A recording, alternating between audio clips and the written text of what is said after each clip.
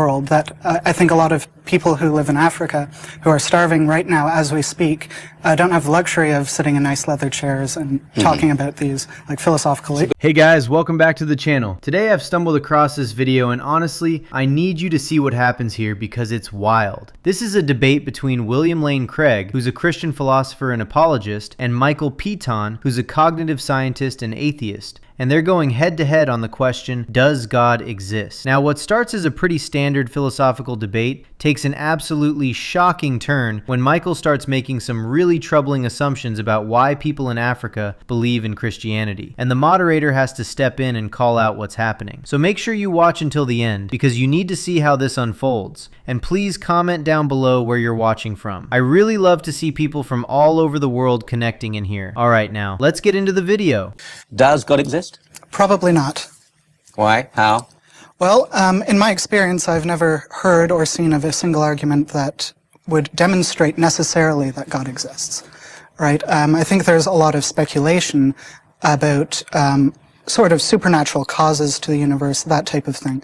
But I don't see any necessary belief that we have to accept in the same way that we'd accept many other logical arguments.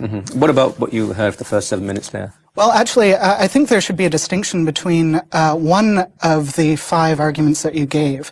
One of them was the personal appreciation for God. So I think the distinction that Thomas Aquinas used between revealed theology and natural theology is important here. That we have to understand that perhaps people did have or do still have personal religious experiences. But we have to question whether or not that would be under the same frame of debate as talking about natural theology, which should be from first principles. That's hardly the center of Aquinas' writing, though, of course. I mean, that's marginal. He was really arguing from a very similar point of view as what we heard here. But putting aside any question of subjective feeling or personal experience, because by its nature, those can always be accepted or rejected. We heard arguments about, for example, the origin of the Earth. Accidentality simply doesn't explain. An acceptance perhaps of an evolutionary pattern, but there had to be some sort of imagination design initially. Why? You tell me. Well, I don't see any reason why we'd assume that there had to be an intelligent force behind that. I think it's really up to Dr. Craig to explain to us why that is a necessary truth, not for me to defend why. Well, I can give him more time, but then people will write in and say, oh, you gave him too much time. Okay, well, I'll address what other people have often said, which is that because the universe seems to be set up for us to exist. Is this correct? Is this about what you think? That is fine-tuned for intelligent life. Okay, well, Whether us or others. Well, okay. Then whatever life would exist out of randomness, whatever intelligent life would exist out of randomness, I think that there's an important point about evolution which is being made here, right? Which is that, of course, evolved systems had to come about in this system, otherwise we wouldn't be sitting here talking about it. Also, that there's a pretty strong intuition for us to believe that we have a central role in the universe, right? I think it was Wittgenstein was very key on this point, where he was once asked, he was once said, once told by someone, how ridiculous was it when people thought that the sun revolved around the earth? And he asked, well, how would it look if the earth revolved around the sun? That is how it looks, right?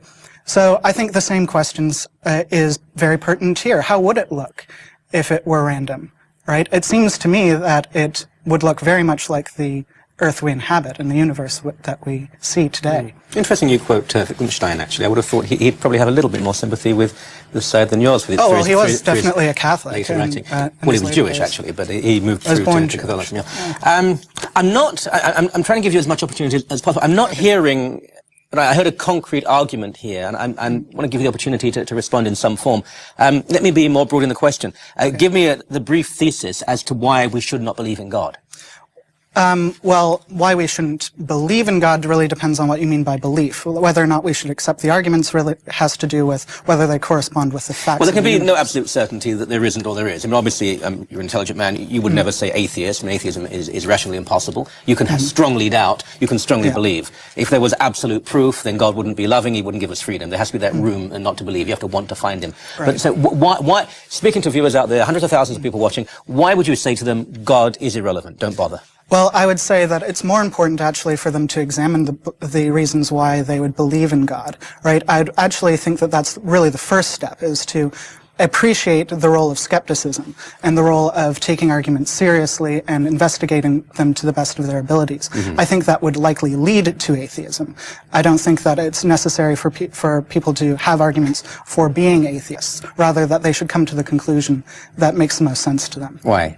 Because, well, otherwise then you're deluding yourself. If you're not actually thinking about what you believe, and I don't think any Christian would agree that you should believe it, or that you should believe in something simply because it was told to you. You should investigate it. I just think that that would lead to... Okay, so right off the bat, Michael Patton opens with this line where he says, "I've never heard or seen of a single argument that would demonstrate necessarily that God exists." And you have to understand what just happened here. This isn't skepticism. This is a total dismissal before the conversation even gets going. He's basically saying that in his entire experience, nothing has ever come close to proving God's existence necessarily. That's a massive claim. That's not, "I'm unconvinced." That's, "I've never even seen anything worth considering." And here's what makes this so revealing. William Lane Craig just laid out 5 arguments in the previous segment: the cosmological argument, fine-tuning, objective moral values, the resurrection, personal experience. Michael doesn't engage with a single one of them substantively. He just waves his hand and says, "There's no necessary belief we have to accept." But that's not how rational discourse works. You don't get to dismiss arguments by saying they're not necessary without explaining why they fail. Then the moderator tries to give him a chance. He brings up the fine-tuning argument, the idea that the universe appears designed for intelligent life. And Michael's response is honestly one of the weakest I've ever heard in a formal debate. He says, "How would it look if it were random? It would look very much like the Earth we inhabit." That's it. That's his counter. The anthropic principle dressed up as philosophy. He's essentially saying, well, of course the universe looks fine-tuned, because if it wasn't, we wouldn't be here to observe it. But that doesn't answer the question at all. Why are the constants of the universe calibrated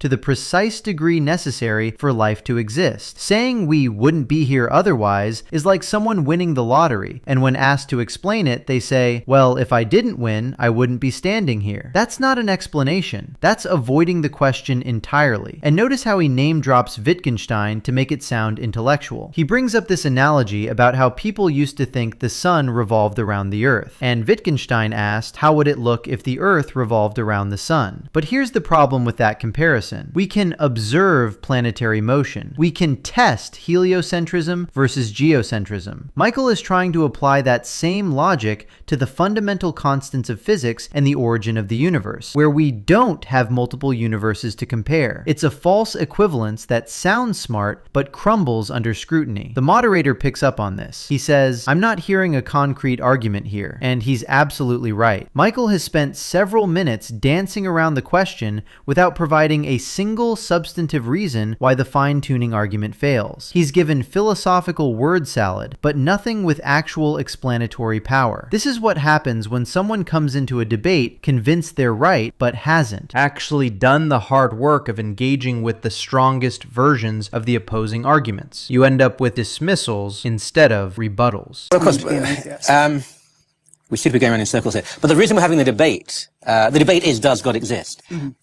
So obviously, it's a self-evident truth that I believe in debate on these issues. Right. I want you to tell people why they shouldn't believe, if you want to use the semantics, why they shouldn't imagine there's a God. Why? Show me how there's no God. Give me proof that God doesn't exist. Well, we can't prove a negative. I think that's why we're going around in circles. Like, I can't prove the non-existence of Give anything. me an argument. An argument, I think actually it was one that wasn't fully addressed by Dr. Craig. Yeah. The argument, I think, is the argument from evil, right? have tended away from it in the past, but I do think it attacks something that's very central to the Christian doctrine, which is the actual nature of God, right? Whether or not they can be actually all good, all-knowing, and all-powerful at the same time. Now, this argument has changed a lot from its original conception about, like, 1600 years ago, right? And we have to be careful of how we take that argument to be. But what we do see, I think, is that it is incompatible to believe that there is genuine evil in the world, that we can believe in a being that is all-knowing, all-powerful, and all-good. Now, what theists tend to do is to attack this idea of evil and say that it's, well, not really evil, right? And that it's actually just in light of some greater good.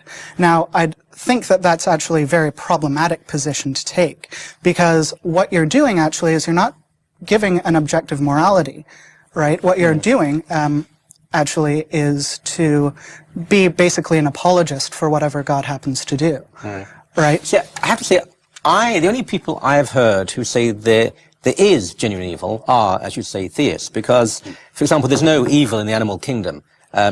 People kill for food. There's some mild torture, a cat with a mouse, but overwhelmingly there's no ethnic cleansing or genocide. It's simply need. Right. But there is evil within humanity, and the theist would say we have souls, but there is a spiritual war going on. It's been actually atheists who've said to me, there are bad people. There's no supernatural evil. Well, it depends on what you mean by a supernatural evil. Certainly not, like, I wouldn't hold the position that there's some evil force in the world, or there's such a thing as the devil, or like, that to me I think is ludicrous. But I think there are genuine arguments for why things are ethically bad. And if that's what you mean by evil, if that's what you take to mean by evil, then there are certainly reasons why we'd have an objectively unethical behavior. Right? But not with animals, only with people. Well, it depends on the level of cognition that we're attributing to animals, right? Whether or not they can be moral agents, as well as moral objects. Does an animal ever kill merely for the sport of it? We see in chimpanzees, actually, that there is this sort of behavior. What do they go for? What part of the anatomy do they attack first? Actually, from my knowledge, it was the testicles. Yes, they do, because they're trying to stop their opponents from breeding. It's meant to be a selfish act. It's not meant to be evil. It's not meant to be Satan. It's meant to be, I must stop you winning in the end. However, plenty of time to go in the debate. Back to you, sir. This notion of evil, because having done talk radio for many years, it's the standard reset position. Why does God allow? Now, it seems to me that if you believe life ends when you're 80, 90 years old or whatever, it's a real issue. There's evil in the world. If you believe it goes on, and God doesn't guarantee a good life, He guarantees a perfect eternity, and that we have to have the freedom to go wrong. And that God is most unhappy when we go wrong, but it has to be allowed. Would they be the arguments, or are they just comfortable positions to explain why there's so many bad things in the world? Oh, I think it's very important to understand here, Michael. It's the atheist who has the burden of proof with respect to this argument. As you quite rightly, I think, pressed Michael to give us an argument that God does not exist. So if Michael wants to say that God and evil in the world are logically incompatible with each other, he needs to give us an argument to show that that's the case. And so if you can offer these possibilities. If I may. So the moderator pushes him. He says, give me proof that God doesn't exist. And Michael immediately retreats to, we can't prove a negative, which is true in a technical sense, but it completely undermines his entire approach up to this point. Because if you can't prove a negative, then you can't claim with any confidence that God doesn't exist. You're stuck at, I don't know. And that's fine, that's agnosticism, but Michael has been arguing as if the atheist position is the default rational stance. And now, when pressed, he admits he has no argument. Then he pivots to the argument from evil. He says this is something that wasn't fully addressed by Dr. Craig. And look, the problem of evil is probably the strongest philosophical challenge to theism. It's been debated for centuries, so bringing it up is fair game. But here's where it gets interesting. Michael says that theists tend to attack this idea of evil and say it's not really evil, it's just in light of some greater good. And he calls that problematic because you're being an apologist for whatever God happens to do. But the moderator immediately pushes back, and this is critical. The moderator says, the only people I've heard who say there is genuine evil are, as you say, theists. And he's making a profound point here. If you're an atheist, if there's no objective moral standard, if there's no transcendent lawgiver, then on what basis do you call something genuinely evil? You can say, I don't like it, or society has decided against it, but that's just preference. That's not evil in any meaningful meaningful metaphysical sense. Michael tries to respond, but he ends up contradicting himself. He says there's no evil in the animal kingdom. Animals kill for food or survival, but there is evil within humanity. And the theist would say we have souls. There's a spiritual dimension to human existence. But Michael doesn't believe that. So where does this concept of genuine evil come from in his worldview? He says it depends on the level of cognition we're attributing. So now evil is just a function of brain complexity? That's not a moral framework. That's just descriptive psychology. And then he says something really telling. He says belief in the devil or supernatural evil forces is ludicrous. Just dismisses it outright. Not I disagree with that or I find that unconvincing, but ludicrous. As if anyone who believes in spiritual warfare is intellectually beneath consideration. And this is the pattern you see throughout this debate. Michael doesn't engage with Christian theology on its own terms. He doesn't try to understand why billions of people across history have believed in spiritual realities. He just labels it absurd and moves on. Here's what people need to understand. If evil is real, if it's not just a social construct or an evolutionary byproduct, then you need an explanation for where that objective standard comes from. The Christian worldview has one. God's nature is the grounding for moral values. The atheist worldview struggles to provide anything beyond subjective preferences dressed up as moral imperatives. And when the moderator pointed that out, Michael had no coherent response. Then what is actually being attacked is the conception of God, right? So we need to have some sort of clear definition of what God is before we can actually talk about anything. Right. So if I'm wrong in the assumption that the Christian idea of God, which I assumed you would be defending, Yes. is all-knowing, all-powerful, and all-good, Yes. then why do we see evil in the world, or why do we see the necessity for evil? Now, asking a question, though, Michael, isn't an argument. If you're going to claim that an all-good, all-knowing, all-powerful God is incompatible with evil, those aren't explicitly contradictory. So if you're going to maintain they're implicitly contradictory, there are some hidden premises here that you're assuming that we need to isn't there a contradiction then isn't there a contradiction in that an all-powerful being who would want only the best for the world would allow bad things to happen, right? And you don't see any contradiction Well, there. let me ask you that the God that you speak of, does he want all good for the world? I would say that God certainly wants the best for us, but remember what I said in the earlier segment. That doesn't mean happiness in this life. On the Christian view, the good for man is to be found in relation to God. And so God's overall plan for humanity is to bring people freely into a loving relationship with himself now and forever. And it is not at all implausible that only in a world involving enormous amounts of suffering and moral evil that would be accomplished. So we've got to get away from the idea that we are God's pets and his goal is to create a nice little environment for his human pets. At least on Christianity, that's false. I think there's something important, though, that you're missing, and that is that there seems to be a displacement of suffering in the world, that I think a lot of people who live in Africa who are starving right now as we speak don't have the luxury of sitting in nice leather chairs and talking about these like philosophical issues. Why are so many of them Christian? Sorry? Exactly. Why are so many of them Christian? Oh, there's actually there are great reasons for people who are destitute to believe in God, right? That I think it gives a lot of comfort to people in that type of area. Especially also, like we have to, I think, also acknowledge there is an economic force, that there is a great need or desire from religious people in our societies to convert those people. So of course it's going to work on some of them, especially when you're dealing with people who are destitute that don't have very many reasons to object to someone offering them Are we in the dangerous area here of touching on the racist? I mean, could it be that people who are not splashing around in materialism and decadence maybe have a purer, more pristine vision of what really matters in the world? I'm sorry, I'm not really following why what the racist comment meant. Because you're black doesn't mean you're stupid, for me to be crass about it. And you say not. destitute. Throughout Africa and Asia, there are people who, I mean, they're not all destitute, far from it.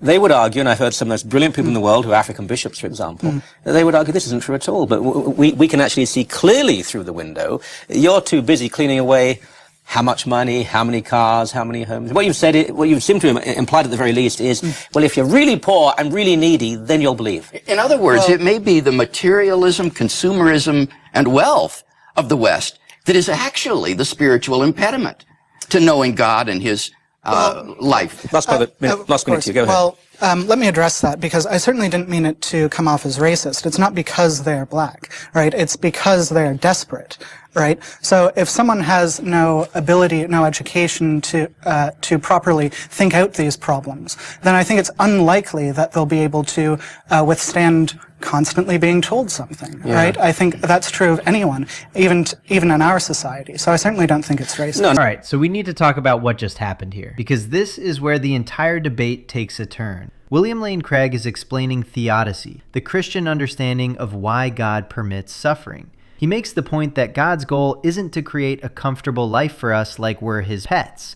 The goal is to bring people into a relationship with him freely. And that requires a world where genuine moral choices exist, where suffering can lead to character development. Now, you can disagree with that, but it's a coherent theological position that's been developed over 2,000 years. And Michael's response? He brings up people in Africa who are starving right now and says they don't have the luxury of sitting in nice leather chairs talking about philosophical issues. This is where it gets really problematic. Michael is using the suffering of people in developing nations as a rhetorical prop instead of engaging with Craig's actual argument. But then he goes further. He says there are great reasons for destitute people to believe in God because it gives them comfort. And then he says there's an economic force, that religious people in our societies want to convert those people. And of course, it's going to work, especially when you're dealing with people who are destitute. The moderator immediately catches this and asks if they're entering dangerous territory. And he's right to call that out. What Michael just implied is that Christians in Africa believe because they're desperate and being manipulated by Western missionaries. That strips millions of believers of their agency, their intelligence, their ability to reason and come to their own conclusions about faith. But Michael doesn't take the hint. He doubles down. He says it's not about where they're from, it's because they are desperate. And then he says something even worse. If someone has no ability, no education to properly think out these problems, then they're unlikely to withstand constantly being told something. Let that sink in. He's saying people without formal Western education can't properly think through theological questions, so they just believe whatever they're told. This isn't skepticism. This is intellectual elitism at its absolute worst. Michael presents himself as someone who values reason and wants people to examine their beliefs. But when confronted with millions of believers around the world, he doesn't assume they've examined evidence and reached a rational conclusion. He assumes they're either too desperate or too uneducated to think properly. That's condescension dressed up in academic language. The moderator points out that literacy rates in many of these countries are actually quite high, but the damage is done. Michael revealed how he views believers outside the Western world. It's the attitude that assumes Western atheism is sophisticated and enlightened, while Christianity elsewhere is just superstition exploiting the vulnerable. You want to know why. Debates like this matter because they expose worldviews. William Lane Craig presented philosophical arguments about cosmology, morality, and historical evidence. Michael Patton dismissed it all and resorted to stereotypes about people in certain economic circumstances being too uneducated to think critically. One approach respects human dignity, regardless of where you're from. The other one doesn't. Drop your thoughts in the comments. Let me know if I was fair in my analysis. Hit that like button if this helped you see the debate more clearly, and subscribe because I've got more debates coming where we break down exactly what's being said and why it matters.